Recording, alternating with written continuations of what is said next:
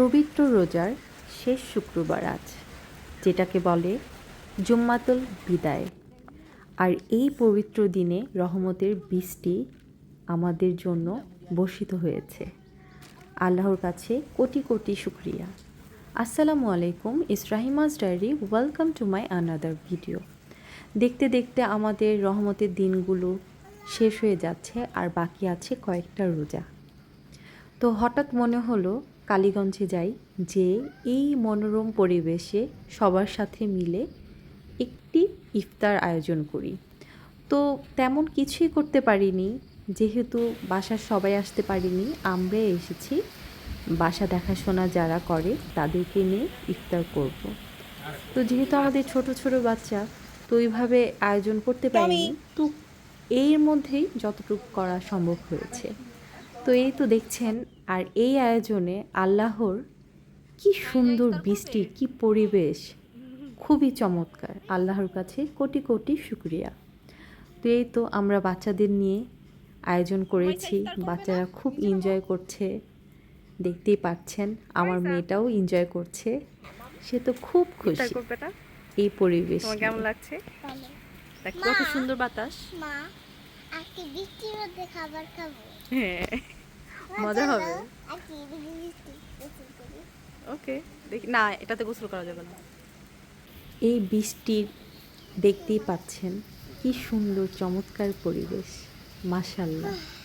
এই গাছগুলোতে ছোট ছোট আম গাছে আমের ছোট ছোট আম ধরেছে,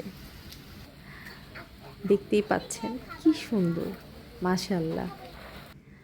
আর এর মধ্যে আমি মুড়িটা মাখানোর জন্য পেঁয়াজু, আলুর চপ, বেগুনি যা যা ছিল আয়োজন করতে পেরেছি।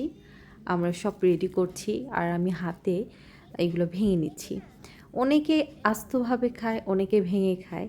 তো আমরা সবাই মেখে খেতে পছন্দ করি, সবাই মেখে একসাথে মজা করে খাই।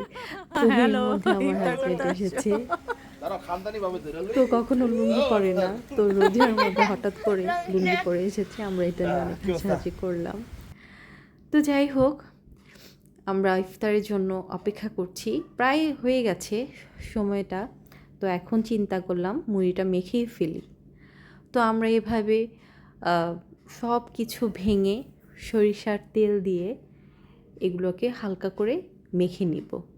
যেহেতু আমরা ইফতারের পর নামাজ পড়ব, তো মুড়ি মাখানোর মধ্যে আমরা পেঁয়াজটা এক একজন এক এক রকমভাবে খায়।